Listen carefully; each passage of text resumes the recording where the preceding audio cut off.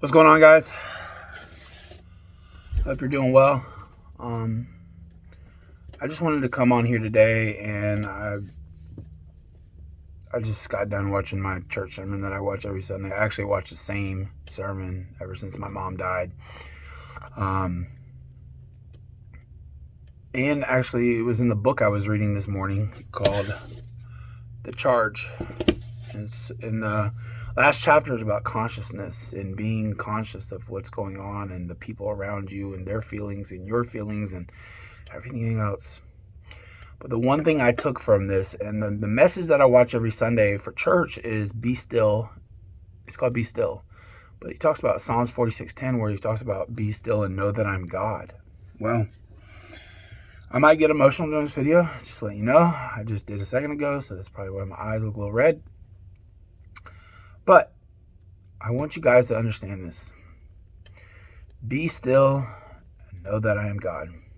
This doesn't even have to be a church sermon. But basically, what I wanted to bring to you guys is ever since I lost my mom, this is the only thing I can focus on. And I couldn't stop focusing on, like, I went over my mom's birthday was Friday. And I went over Friday to check on her dogs after we went to dinner. But the one thing I noticed about dinner, we had a birthday dinner for her. The one thing I noticed is that she wasn't there. We went out in the parking lot. The whole time I was fine. We went out in the parking lot and hugged everybody by, and my mom was missing. And that's really where it hit me, that my mom is gone. Okay? So I went over to my mom's house to take care of her dogs, because we still have her dogs in her house, and we're cleaning up the house. And I'm sitting on the back porch, and I'm listening to a song, and I just mentally lose it. I start crying. I start fussing. I start screaming. Why? Why my mom?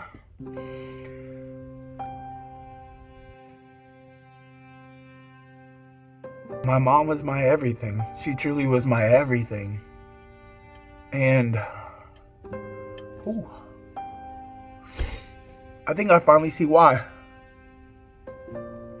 And this is why I brought you this message. Really, it is because it has nothing to do with me losing my mom. It has nothing to do with being, well, it had a lot to do with being still.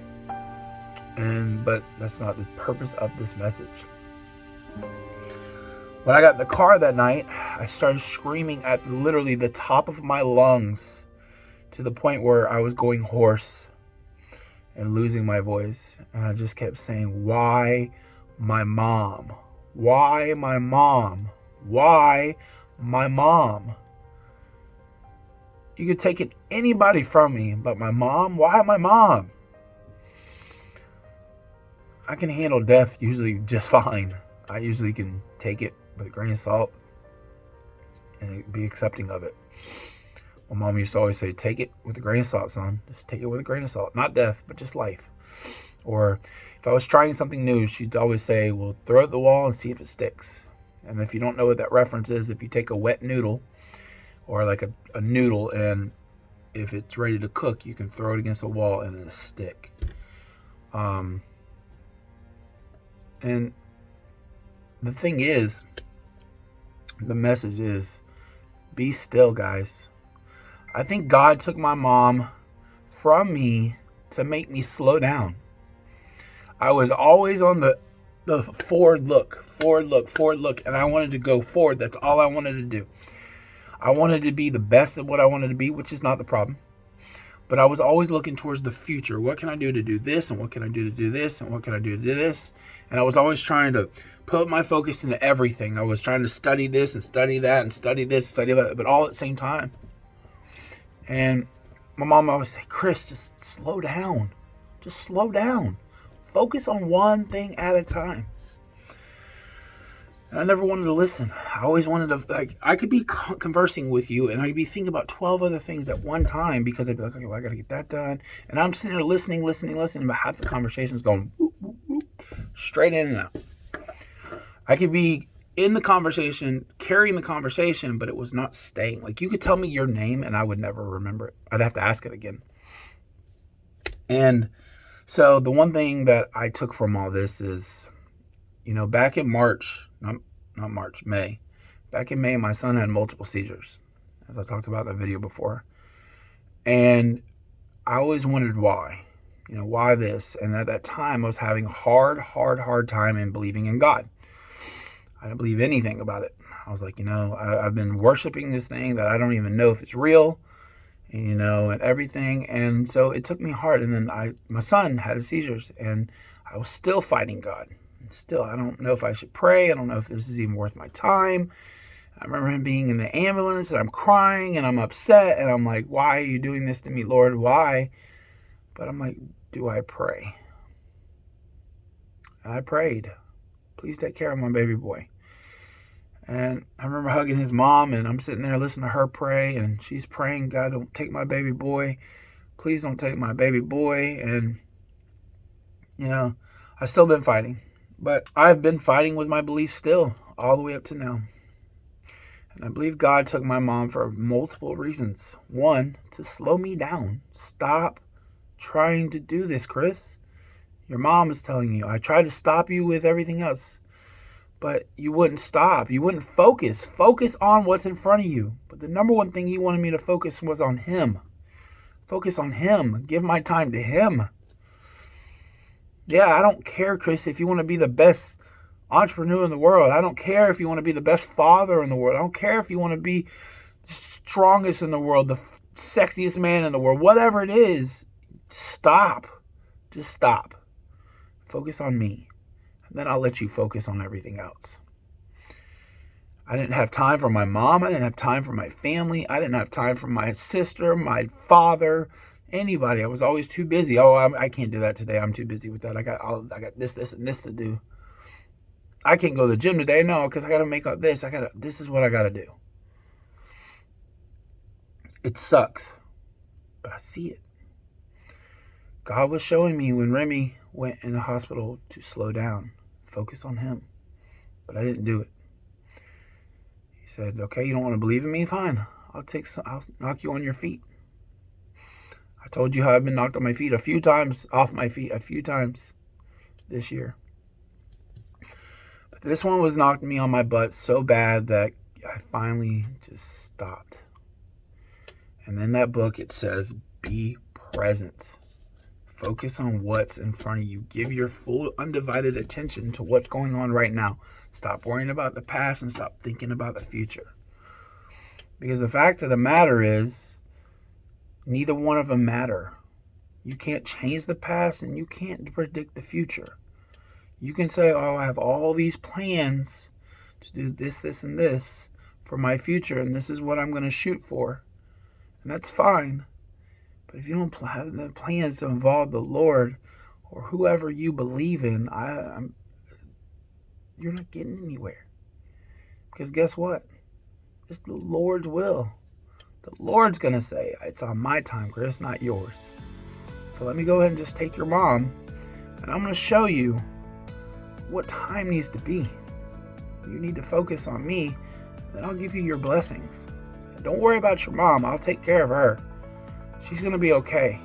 My mom had to get dentures 2 years ago because she had stopped brushing her teeth because she was so depressed.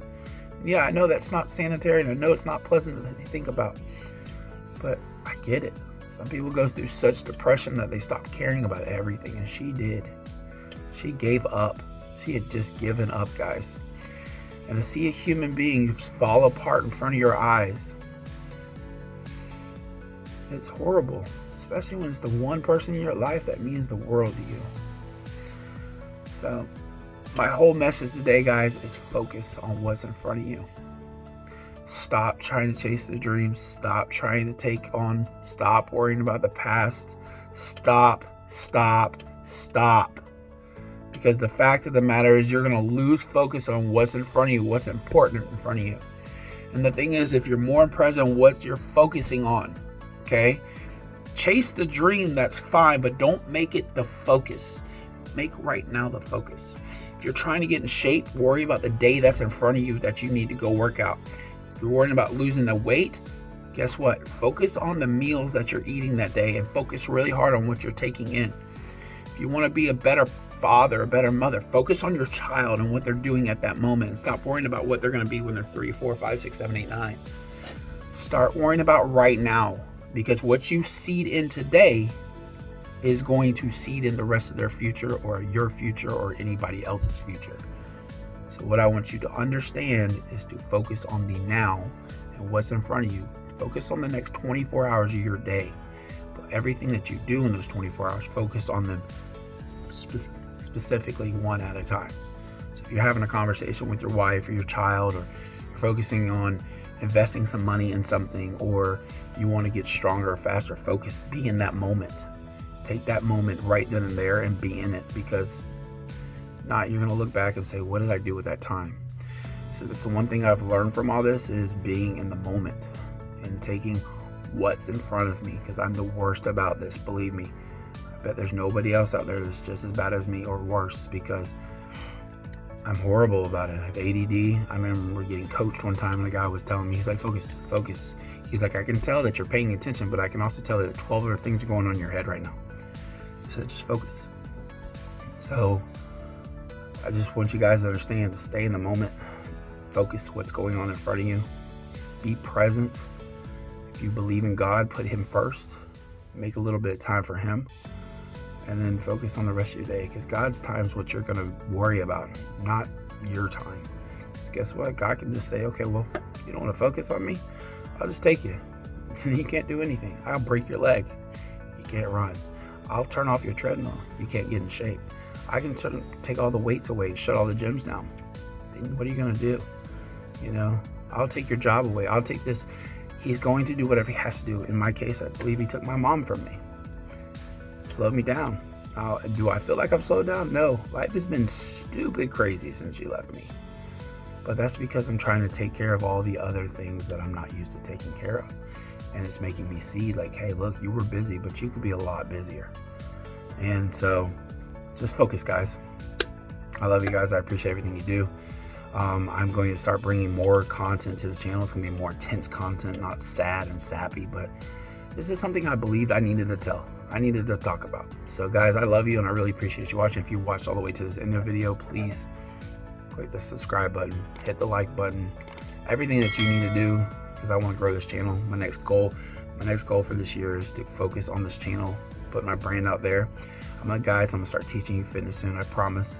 But right now it's just motivational to get your mind right, okay? Love you guys. Thank you for watching. Peace.